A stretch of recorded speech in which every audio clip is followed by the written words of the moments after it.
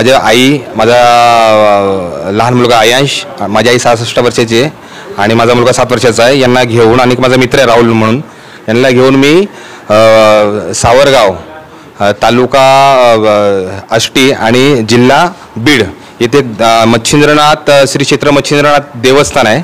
त्या देवस्थानाला माझ्या फॅमिलीसोबत गेलो होतो. तर फॅमिलीसोबत गेले असताना तर तिकडे मी मंदिरामध्ये त्या पुजाऱ्यांना सांगितलं का आता आम्ही एवढ्या मुंबईवरनं 8.5 तास प्रवास करून आम्ही इकडे माझ्या फॅमिलीसोबत आलेलो आहे. माझं नाव ॲडव्होकेट अमर घोसाळे आहे आणि आमच्या फॅमिलीसोबत मी आल्यानंतर एवढं लांबून आल्यानंतर आम्हाला मी मुंबईहून घरून लाडू बनवून घेतले होते. तर हे लाडू मला तिकडे मंदिराच्या इकडे ते त्या महाराजांच्या इथे समाधी स्थळावर ठेवून मला दर्शन घेऊन निघून जायचं आहे. तर मग मला तुम्ही मंदिराला लॉक होतं तर तुम्ही ते खोला. तर ते म्हणले इकडे असा नियम नाही आहे, इकडे आमचा आम्ही असं तो खोलू नाही शकत तिकडे. म्हटलं मग तुम्ही नाही खोलू शकत ना, तर मग तुमच्या ट्रस्टी जे असतील त्यांना तुम्ही फोनवर बोलून घ्या, मी त्यांच्याशी बोलतो. मग त्यांनी त्यांच्या ट्रस्टीला फोन लावला आणि ट्रस्टीला फोन लावल्यावर ट्रस्टीने मला मी सांगितलं का बाबा मी ॲडव्होकेट एवढे लांबून आलो आहे, सगळं आम्हाला हे असं करायचं आहे आणि आम्हाला दर्शन घेऊन निघायचं आहे आणि लगेच 2 मिनिटात निघणार, मी लाडू ठेवून पाया पडून लगेच निघून जाणार, एवढा खूप लांब प्रवास करून जायचं आहे.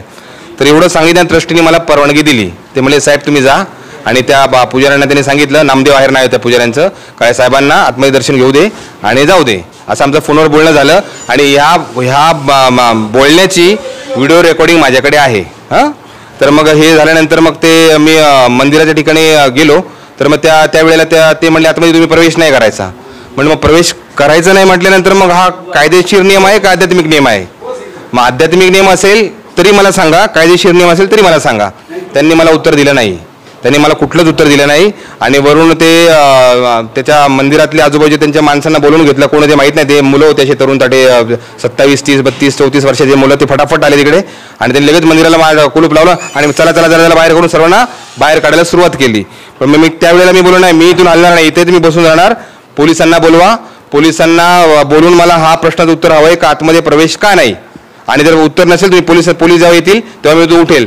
माझं ऐकून घेतलं नाही, मला म्हणे तुम्ही बाहेर जायचं फटाफट सर्व. आम्ही जर बाहेर गेल्यानंतर आहे ना, मी म्हटलं साहेब तुम्ही पोलिसांना फोन लावा, पुजाऱ्यांना म्हटलं पोलिसांना फोन लावा, मला हे असं मंदिरात तुम्ही प्रवेश रोखू नाही शकत. आणि जर ट्रस्टीने जर मला परवानगी दिली आहे तर मी कायदेशीररित्या योग्य आहे ना.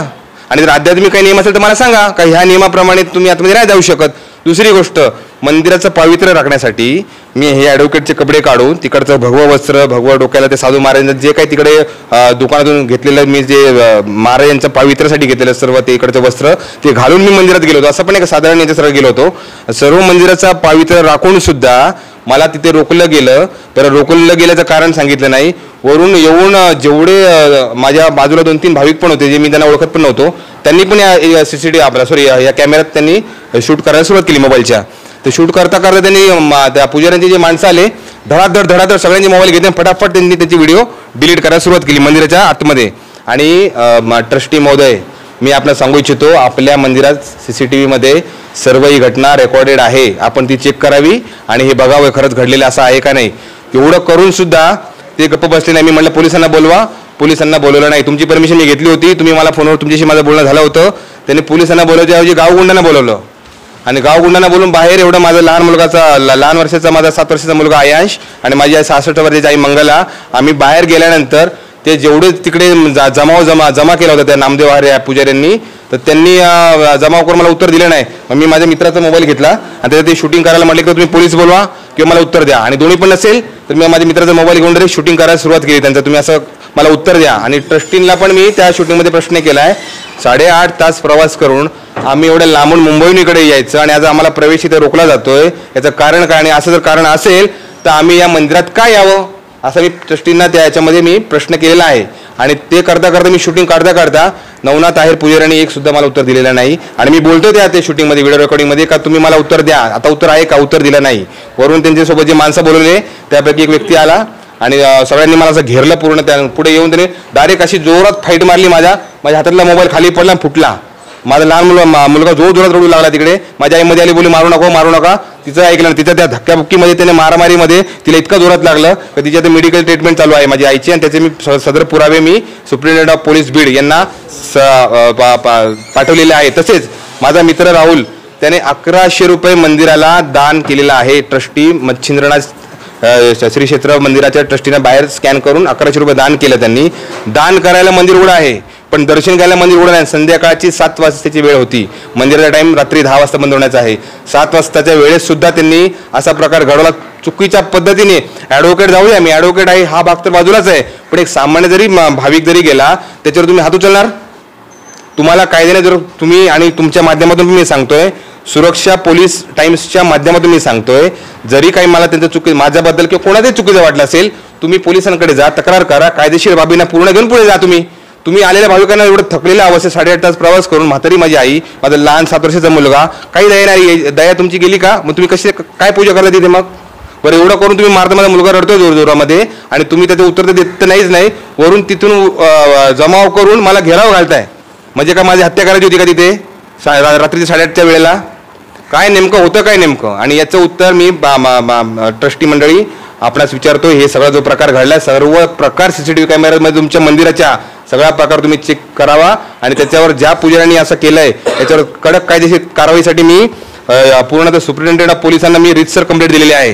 सुप्रिटेंडेंट ऑफ पोलीस आणि अंबोरा पोलीस ठाण्याचे API ढाकणे साहेब यांना सुद्धा मी फोनवर तक्रार करून माझी ही तक्रार मी मेल करून पाठवलेली आहे. Superintendent of police Nandkumar Tryambe Thakur साहेब या बीड जिल्ह्याचे जे सुप्रिटेंडेंट आहेत त्यांना सुद्धा मी मेल केलेली आहे, आणि ही तक्रार त्यांच्यापर्यंत मी पाठवलेली आहे. तसेच हे एवढं एखाद्या वकिलासोबत एवढा मोठा प्रकार अनोळख्या एरियामध्ये घडतोय, त्या वकिलाच्या मनावर त्याच्या लहान मुलगा, आई, काय माझ्या मनावर तेव्हा बितला असेल, जरा हा गांभीर्याने हा विचार करावा आणि याच्यावर कडक कायदेशीर कारवाई झाली पाहिजे. घटना म्हणजे वकील हा देशाचा कणा आहे. देशाच्या स्वातंत्र्यात वकिलाचं किती मोठं योगदान आहे. जसे बाबासाहेब झाले, महात्मा गांधी झाले, जवाहरलाल नेहरू झाले, तसेच आपले सरदार वल्लभभाई पटेल, हे सगळी वकील मंडळींनी ह्या देश स्वातंत्र्यात फार मोठा वाटा होता. आणि अशा वकिलाची ही जी अवहेलना केली जाते हे त्यांना कुठल्याही प्रकारचं संरक्षण नाही. तर माझी सरकारला, मोदी साहेबांना, ते देवेंद्र फडणवीस शिंदे साहेबांना विनंती आहे, लवकर ॲडव्होकेट प्रोटेक्शन ॲक्ट आणून आम्हाला वकिलांना संरक्षण द्यावं.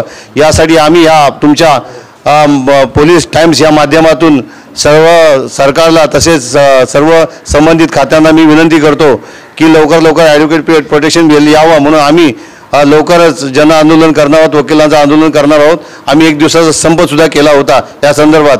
तर माझी एवढी विनंती की लवकर ॲडव्होकेट प्रोटेक्शन ॲक्ट यावा व आमच्या वकिलांना संरक्षण मिळावं. तसे जर ॲडव्होकेट प्रोटेक्शन ॲक्टचे जर कायदा बनवला आणि त्याचा समाजामध्ये त्याचा सर्वत्र प्रसार झाला की बाबा तुम्ही वकिलांना काहीतरी कराल, चुकीच्या पद्धतीने माराल किंवा मारहाण कराल तर तुमच्यावर हा गुन्हा नोंद होऊ शकतो. मग त्याच्या एक प्रवृत्तीला एक आळा बसतो. म्हणून माझं असं म्हणणं आहे की प्रत्येक ह्या महाराष्ट्रात जसं तिकडे राजस्थानमध्ये कायदा पास झाला आहे तर इकडे गरजेचं आहे. कारण त्याच्यामुळे नुसतं वकीलच नाही, त्याच्या मागे त्याचं कुटुंब सगळे अवलंबून असतात. आणि एखाद्या वकिलावर असा एखाद्या प्रकारचा हल्ला झाला तर त्याचं पूर्ण कुटुंब सफर होतं. आणि त्याचप्रकारे इतर वकिलांच्या मनात दहशतीची भावना निर्माण होते. मग तो एखादी गोष्ट जर न्यायकृत आहे ती करायला तो परावृत्त होत नाही. म्हणून माझं असं म्हणणं आहे की लवकरात लवकर ॲडव्होकेट्स प्रोटेक्शन ॲक्ट हा नवा मी सुरक्षा पोलीस चॅनल जे आहे टाइम्स त्याच्यामार्फत मी मागणी करतो. गैरव्यवहार वगैरे झाले आहे आणि आमचे 2 वकील यांच्यावर अत्याचार झालेला आहे. तर त्याच्यावर आम्हाला एकच स्पष्ट करायचं आहे की जलद तुम्ही जे ॲडव्होकेट प्रोटेक्शन ॲक्ट वगैरे आहे त्याला अंमलबजावणीसाठी या. आणि फ्युचरमध्ये जसं आम्ही सगळे सामान्य वकील जे आहे तर त्या न्यायासाठी एक सरकार जेव्हा प्रयत्न करत तो आम्हाला पण न्याय भेटेल अशी हमारी अपेक्षा है. Thank you. इस तरह की घटना की पुनरावृत्ति दोबारा किसी एडवोकेट के साथ न हो.